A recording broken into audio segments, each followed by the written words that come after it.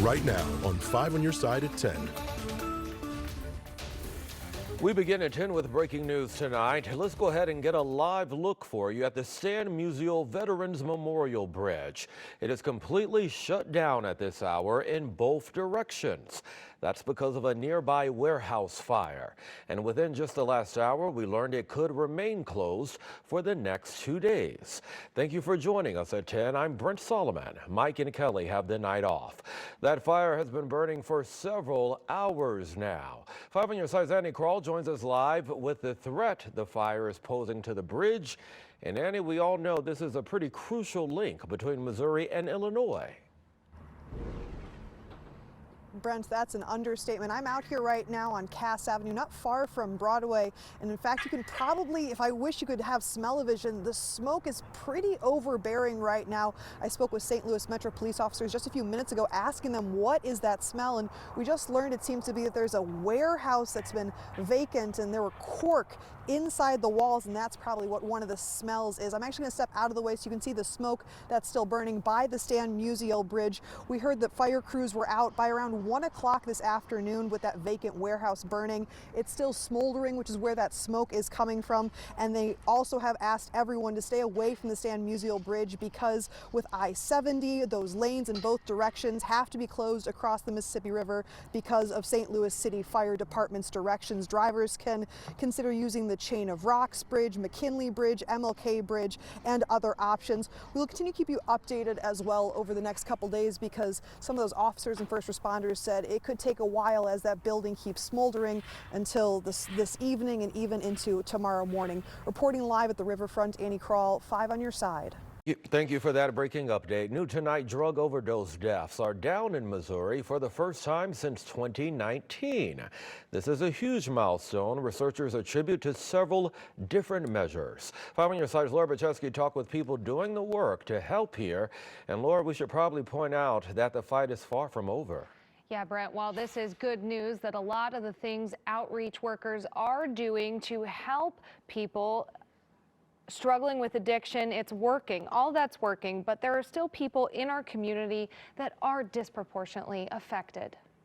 In Missouri in 2023, the total number of drug overdose deaths decreased by 11% compared to 2022. The director of UMSL's addiction science team, Rachel Winograd, says they've seen the numbers continue to go down. We see that the first half of 2024 actually evidenced a 28% decrease compared to the first half of 2023, which was already showing a decrease.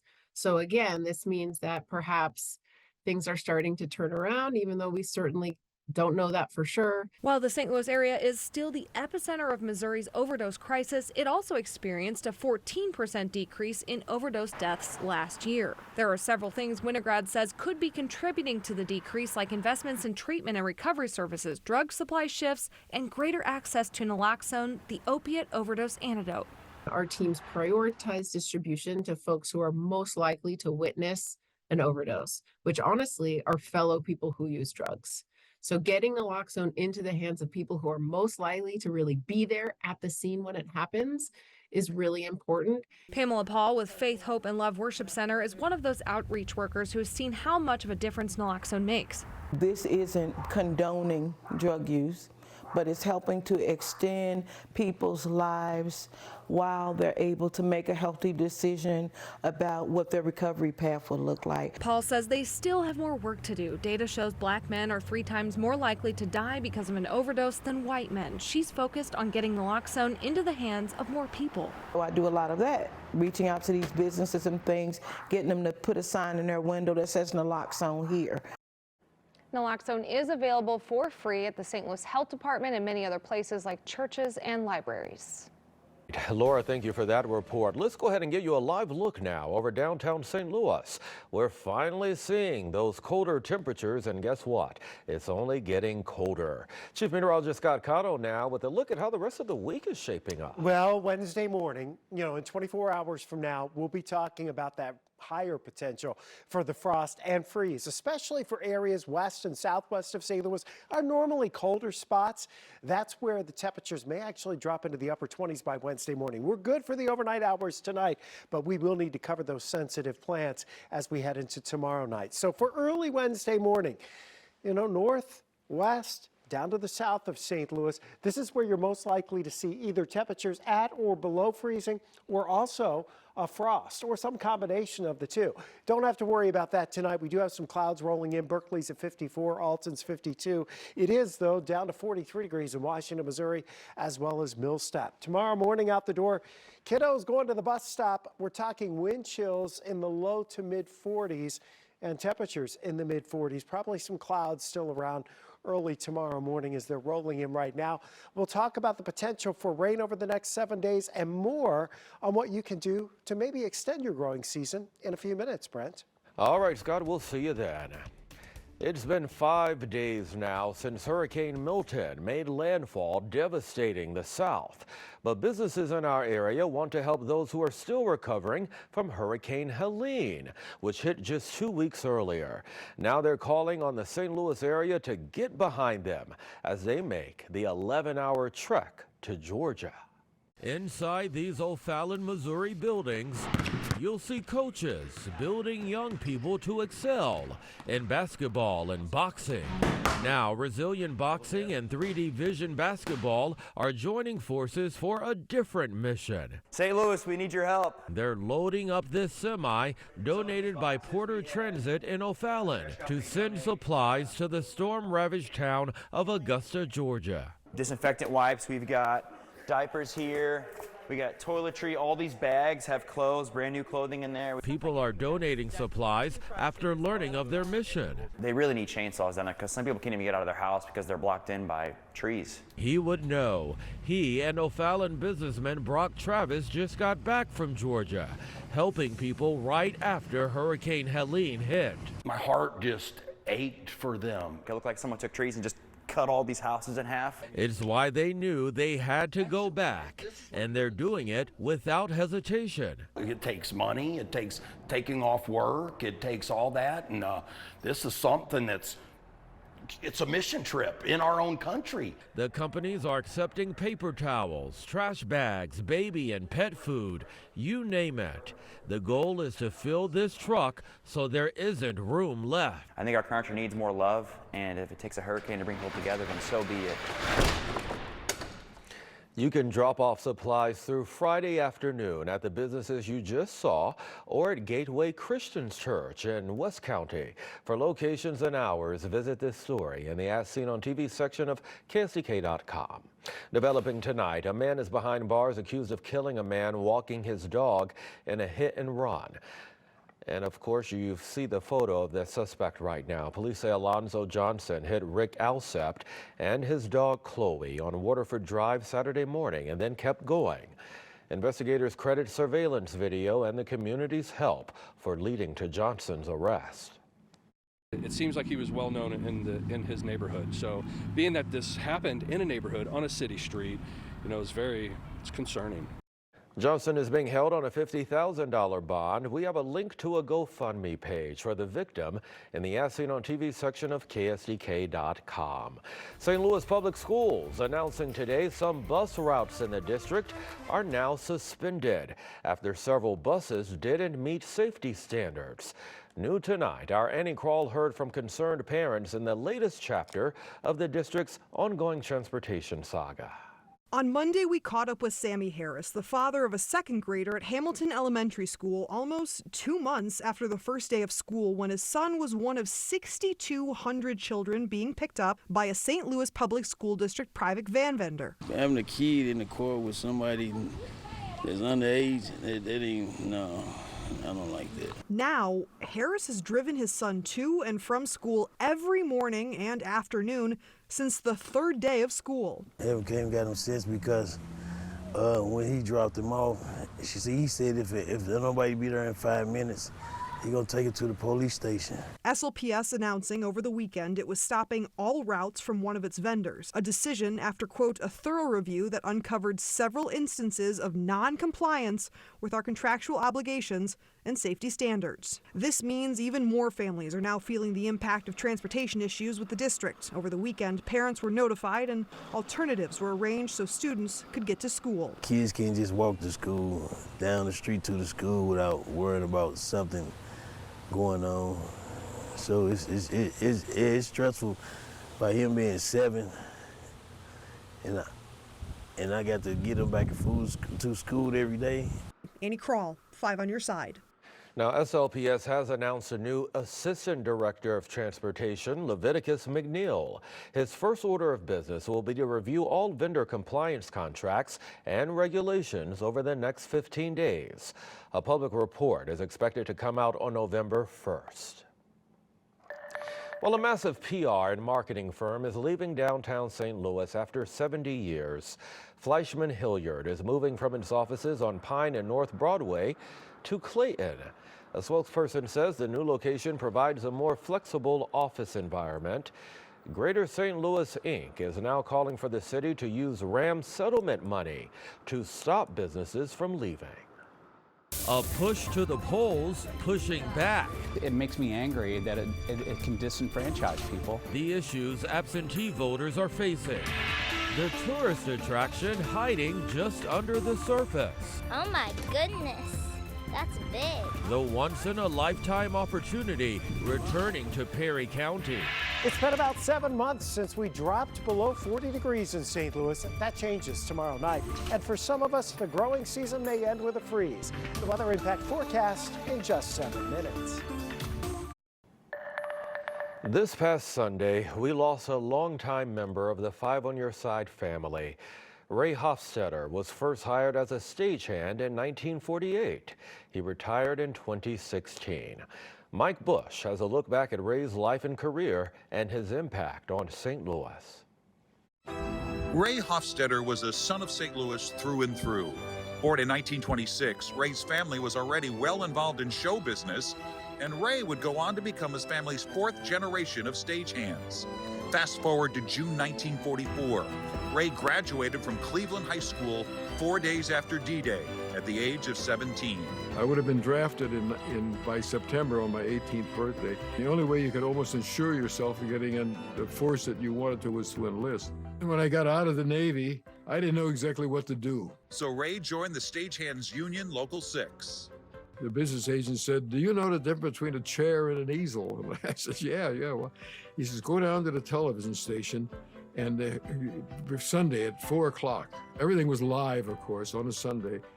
And the stagehand who was working there says, "Come back tomorrow morning." Then KSD hired Ray in February 1948, exactly 1 year after going on the air. And then in May of 48, the supervisor called me down and said, "We're going to go 7 days a week. We want to hire you permanent." And I floated out of that building. It was while working at Channel 5 that Ray met the love of his life, Muriel Fish. 9 was my lucky number. So I had it all set up that on September the 9th month, the 9th day, at 9 p.m., I was going to ask her to marry me. I didn't think of it at the time, but if she was German, she could have said 9. But she said yes. She was there for everything that was going on in this world, I'll tell you. She was a wonderful partner. In 1964, Channel 5 expanded its programming, and Ray became a sound technician. Several years later, Ray moved behind the camera. Of the thousands of hours of video Ray shot on a mild September night in 1974, he would capture baseball history. He is going! The pitch is a strike! The throw, he is there! He did it! 105 for Luba! Decades later, Ray relived that night during a trip with his wife to the Baseball Hall of Fame. We go up to the Cardinal exhibit, and there's a video camera of him stealing different bases, and up come my pictures. I said, boy, that is something. Ray spent the final years of his career working in Channel 5's Creative Services Department and cataloging the station's archives. I really enjoyed my life. I've been so fortunate and lucky at who I've been and where I've been and what's going on and the people I've met. And I remember the early days of television, the announcers had cue cards, and instructions were always written in parentheses. The very final instructions on there was, keep smiling at the camera until the red lights go out. And that's my philosophy of life. I want to smile at the camera until the red lights go out. Ray was inducted into the first class of KSDK's Hall of Fame earlier this year. With Election Day just weeks away, the American Federation of Teachers Missouri is endorsing a no vote on Amendment 2. If passed, Amendment 2 would legalize sports betting in the state. The union says ads for the amendment enforce the idea that it will increase teachers' pay. But they're calling this deceptive since there's no language on the ballot promising to do that. 5 on Your Side has reached out to proponents for the amendment, but we haven't heard back yet. Tonight, absentee voting is in full swing across the state, but some are running into problems online. While helping his son register, Bill Wilson of Clayton found the site included hyperlinks that led to nowhere. He also found absentee voters in Missouri need to have their ballots notarized. I'm worried about people getting distracted by the impediments in the process and just throwing up their hands and not voting and exercising their right to vote. We reached out to the Secretary of State's office for comment but haven't heard back. Absentee ballots must be at the election board by 7 p.m. on election night. Well, right now in Perry County, you have a chance to participate in what was first called a once-in-a-lifetime event. You can now walk across the Mississippi River on an exposed land bridge to Tower Rock. The bridge is exposed for the third time in 2 years due to low river levels. Visitors say the trip brings a new appreciation for all of Missouri. You're like kind of shocked how big you didn't think it was going to actually be that big, but it's pretty cool, you know. I mean, the drive over here is really beautiful as well. So, I mean, most people probably should check out more of Missouri, to be honest with you. The Mississippi's water levels dropped below 1.5 feet yesterday. They should stay this low for another couple weeks. Chief Meteorologist Scott Cano now with your weather impact forecast. I'll tell you what, that is pretty beautiful to see, but probably even more in person. Yeah, I would imagine so. Plus the colors, the fall foliage coming along now, even though it's not going to be a spectacular year, we don't think. This cooler weather we're seeing now, that will help the process.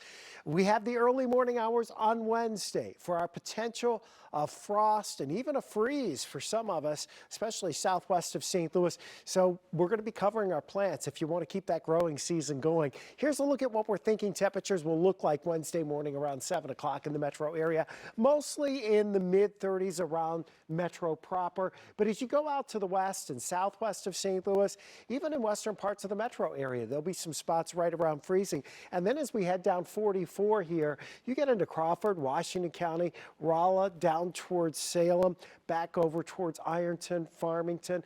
You know, some of our low spots that are normally pretty chilly, you're going to have temperatures in the upper 20s to around 30 degrees. And it's likely to be a pretty frosty start for many of us, even if that temperature doesn't actually get below freezing. So if your garden's still growing, you'll need to protect your plants. That's the summer veggies. Maybe you've got some tropical plants outside, some of those summer annuals. Don't use plastic, though. You want to use cloth, fabric, or paper. And then after temperatures start to warm, a little bit into Wednesday morning, you can take that away. We're not worried about frost tonight, even though it is pretty chilly. This cold air is being reinforced across the region. And there are some showers showing up on the radar screen here in central Illinois. They're not reaching the ground. The air is too dry, but those clouds are sliding in, and we'll be in that band of clouds through early tomorrow morning. South of that, it's already down to 38 in Salem, 41 in DeSoto, but where the cloud cover exists, it's closer to 50 degrees. And how about this from DeSoto tonight? Ray with a beautiful shot of our comet. It's still going to be visible for the next couple of nights around the St. Louis area. You'll look to the western sky here about 40 minutes or so after sunset. 54 degrees right now in St. Louis. We do have the clouds. 64 was the high. The low was 45. Tonight, a few spots will drop to around 38, 39 degrees. Think that's happening right now as we head to the southwest of St. Louis. Most of us will stay in the 40s, especially going north and northeast of St. Louis. That's because of the clouds. Tomorrow, you're looking at decreasing clouds. Temperatures going back tomorrow afternoon in the upper 50s, and that's it. That, of course, means the mosquito forecast is on the low side as we head into tomorrow. Our weather impact alert for the overnight hours Tuesday into Wednesday morning. That's for the frost and freeze potential. Again, right in the core of the city, we probably don't have to worry about it. There could be some early frost again on Thursday, especially east of St. Louis. And then we're going to see those temperatures climbing back into the mid-70s for the upcoming weekend. All right, so it's going to warm back up. Thank you, Scott. We've got Frank Cusimano in the house. Well, the Blues are prepping for the opener. Lindenwood had a great opener. And is it a good idea for the quarterback of the Missouri Tigers to look at social media? We'll be right back with that.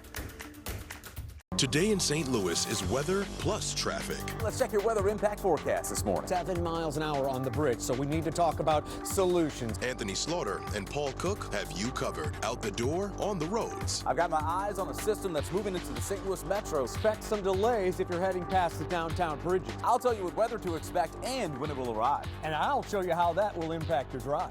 Get your weather plus traffic every morning on Today in St. Louis to start your day safe and prepared. At First Community, we've been in the business of serving our members since 1934. St. Louis is not just our corporate headquarters. It's the only market we serve. It's also home to nearly 700 employees who have named us a St. Louis top workplace for 13 consecutive years. There are now over 400,000 members of First Community, and we're still growing, one member, one family at a time. We're proud of our 90-year history in St. Louis. It's our home and always will be, generation after generation. Ever since Kimora was a little girl, she had her sights set on the sky, and Spectrum Internet brought the sky to her fingertips. As Kimora grew, her dreams grew with her, evolving and elevating with unlimited connectivity made possible by Spectrum Internet. Switch to Spectrum Internet Premier for just $30 a month with a 3-year price guarantee. Call 1-833-839-0139. The sky was never the limit for Kimora. Let your dreams take flight and live life unlimited. Social Security. It's a promise from generations before us. You paid into it, you earned it. I'm Josh Hawley, and I'll always fight to protect it. But Lucas Kuntz has a different plan. He'd give amnesty to millions of illegal immigrants, letting them draw down on Social Security without paying their fair share, even after all the benefits they're getting right now. Lucas Kuntz and his crowd would ruin America. We have to fight to save it. Come join me. I'm Josh Hawley, and I approve this message. The biggest stars start their morning with Today. This week, Stanley Tucci, Millie Bobby Brown, and Chris Pratt all here live. Plus, honey, I am home. From Paris to the playing field, Snoop Dogg's live in studio. This week only on Today. This 5 on Your Side Sports Report is sponsored by Telly Tire and Auto Centers, driving your way since 1942. The Blues have made more comebacks than Eddie Murphy. Tomorrow is the home opener, and let's hope they just dominate the Wild from start to finish. As they skated today, Brandon Saad returned from his leave of absence.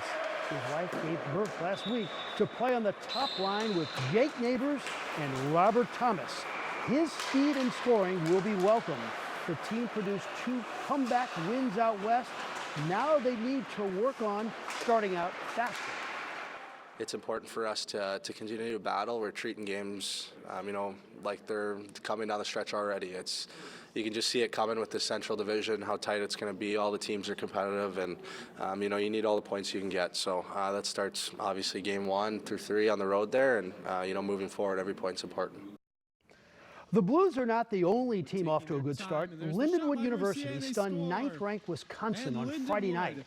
The Lions are coached by Bill Muckalt. He won 2 national championships as a player at Michigan, playing for Blues legend Red Berenson. Berenson has been a mentor. So the obvious question is Red having an impact on this Lindenwood program? No question. Having played for Red in college, just an unbelievable coach. Learned a lot from him, so there's no question. There's a lot of what I've learned as a player and a coach that we try and pass forward and pay it forward to our guys in our program. Sunday Night Quarterback is sponsored by Midwest Bank Center. Brady Cook and the Mizzou Tigers are a 6.5-point favorite against 2-4 Auburn on Saturday morning for homecoming in Columbia. The Brady Cook saga is a fascinating one. Here's a young man who had another fine Saturday at UMass, only 5 incompletions and 2 touchdown passes. He will likely finish third in Mizzou history in passing yards. He's lost just 3 games in the last year and a half, and he won the SEC Scholar Athlete of the Year award. Yet, adults go on social media and are nasty about him. I asked Brady how he deals with that. A lot of people see Mizzou stuff, Mizzou critics, media, things pop up on X, but I have my timeline to where a lot of Mizzou stuff doesn't really pop up. But obviously, you can't avoid it. You can still feel it. You see certain things here and there. You're aware of it always. Game 1 of the ALCS, the Yankees and Guardians, and a fan is offering a $600 million deal to free agent to be Juan Soto to remain a Yankee. Awfully generous of him, considering it's not his money. But Soto did not agree to terms, but he did agree to blast this home run, and the Yankees roll 5-2 to take Game 1. This is the confident look of a manager whose team hasn't given up a run in 33 innings. That's Dave Roberts. But the Dodgers gave up plenty today. Mark Vientos in the 2nd inning with a grand slam, and the Mets even the series at a game apiece with a 7-3 victory. Monday Night Football, Bills and Jets. Aaron Rodgers is really good at this. It's a Hail Mary at the end of the half, and it's caught by Allen Lazard. Will you look at that play? 52 yards on the touchdown. Late 4th quarter, Tyler Bass will give the Bills a lead at 23-20. That's where it stands right now with less than 2 minutes to play. And that will do it in sports. All right. Thank you, my friend. We've got much more still ahead. A Colorado man carving out a spot in the record books. His gourd that's going for gold. Well, folks, we've got to send a big congratulations to 5 on Your Side's Mike Bush. He's not here tonight because he's in New York accepting a National Edward R. Murrow Award for his story, Cody's Wush. The Murrow Awards recognize excellence in local and national news. The St. Louis Blues returning to the ice at Enterprise Center tomorrow. The Note is holding a free pregame party to celebrate the first home game of the season. Anyone can head over to Union Station from 2:30 until 4:45. There will be live music and a chance to meet Captain Braden Sheck. A Colorado man is squashing the competition with his record-setting pumpkin. Check that out.